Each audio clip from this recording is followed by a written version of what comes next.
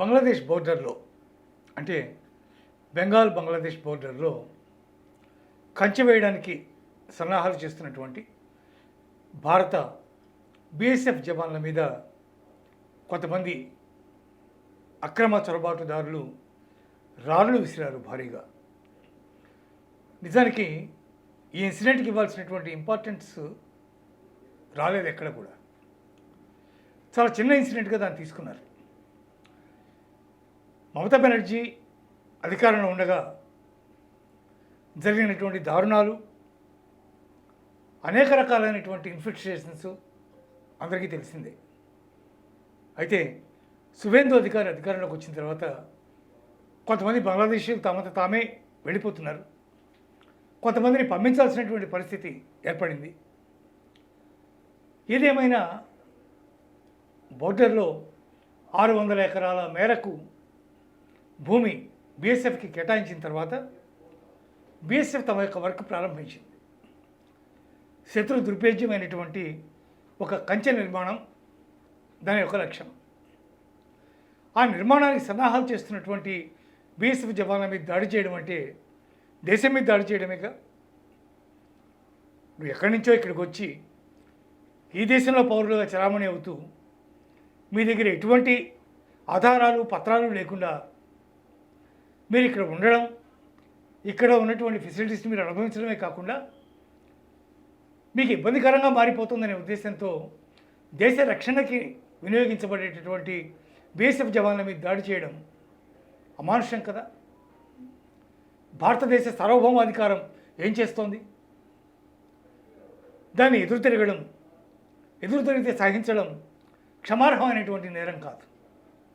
కానీ ఆ నేరం జరిగింది. అయితే భారత జవాన్లు ఆవేశపడకుండా, ఎవరి మీద కాల్పులు జరపకుండా, ఎవరిని గాయపరచకుండా సహనం వహించి వాళ్ళకి చెప్పి వాళ్ళు అక్కడి నుంచి పంపించేశారు. ఇది భారతదేశం యొక్క గొప్పతనం, భారతదేశం యొక్క సంస్కారం. ఏదేమైనా ఈ ఇన్సిడెంట్ జరిగిన తర్వాత సువేందు అధికారి ఓ స్టేట్మెంట్ ఇచ్చారు. ఎందుకు భరించాలి ఈ బంగ్లాదేశీయుల్ని మనం? అక్రమంగా భారతదేశంలో జొరబడి ఇక్కడ అక్రమంగా రేషన్ కార్డులు, అక్రమంగా ఆధార్ కార్డులు, అక్రమంగా ఓటు హక్కులు సంపాదించుకుని భారత ప్రభుత్వం మీద దాడి చేస్తున్నటువంటి ఈ ముష్కర మోకల్ని ఎందుకు సహించాలి మనం? వాళ్ళని తప్పకుండా తరిమేయాల్సిందే ఇక్కడి నుంచి. బంగ్లాదేశ్ కూడా దానికి అంగీకరించింది వాళ్ళని పంపించేయమని. కానీ వెళ్ళడానికి వీళ్ళు నిరాకరించడం ఏంటి? మీరు ఏమన్నా భారతదేశానికి అల్లుళ్ళా? మిమ్మల్ని అందరినీ ఇక్కడ పెట్టి పోషించడానికి? అరెస్ట్ చేసి జైల్లో ఉంటే జైల్లో మీకు తిండి పెట్టడం, మీకు కావాల్సిన సమకూర్చడం తప్ప మాకు వేరే పనేమీ లేదా? మీరందరూ దేశం విడిచి వెళ్ళిపోండి, లేకపోతే మేమే పంపించాల్సి వస్తుంది అని ఘాటైనటువంటి వ్యాఖ్యలు చేశారు. అయినా ఇప్పటికి కూడా వాళ్ళు ఎవరికి బుద్ధి వచ్చినట్టు కనిపించట్లేదు. భయపడ్డవాళ్ళు మాత్రం వందలాదిగా వేలాదిగా తమతో తాము వెళ్ళిపోవడానికి ప్రయత్నం చేస్తున్నారు. అలా కాని వాళ్ళు ఇక్కడే ఉండి ఏదో సాధించాలని ప్రయత్నం చేస్తున్నారు. డెఫినెట్గా వాళ్ళని బయటికి పంపించాల్సిందే. భారతదేశ సార్వభౌమత్వానికి, భారతదేశ సమగ్రతకు, భారతదేశ రక్షణ వ్యవస్థకు ఎక్కడ విఘాతం కలుగుతుందో అక్కడ డెఫినెట్గా యాక్షన్ తీసుకోవాల్సిందే.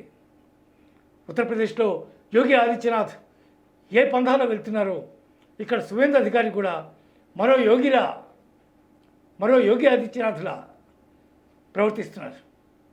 భారతదేశ రక్షణ ప్రధానమైనటువంటి ఇష్యూగా భావించడమే దానికి కారణం.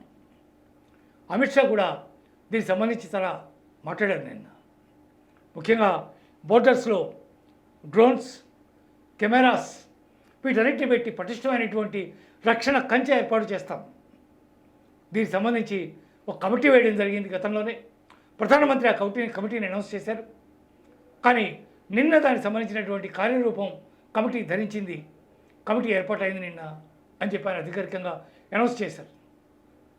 ఖచ్చితంగా భారతదేశ సమగ్రతకి, డెమోగ్రాఫిక్ చేంజెస్కి ఎక్కడైనా అవకాశం కల్పించే విధంగా ప్రవర్తిస్తే మాత్రం కఠినమైనటువంటి చర్యలు ఉంటాయి అని అమిత్ షా తీవ్రంగా హెచ్చరించారు. ఈ హెచ్చరిక ఎంతవరకు పనిచేస్తుందో, ఎంతమంది చొరబాటుదారుల మీద దీని ఇంపాక్ట్ కనబడుతుందో, ఎంతమంది మీద దీని యొక్క ప్రభావంతో విడిచిపెట్టి వెళ్ళిపోతారో చూద్దాం. మీరు ఇప్పుడు వెళ్ళకపోయినా మిమ్మల్ని పంపించి తీరుతుంది. అది బెంగాల్లో ఉన్నటువంటి ప్రస్తుత బీజేపీ ప్రభుత్వం.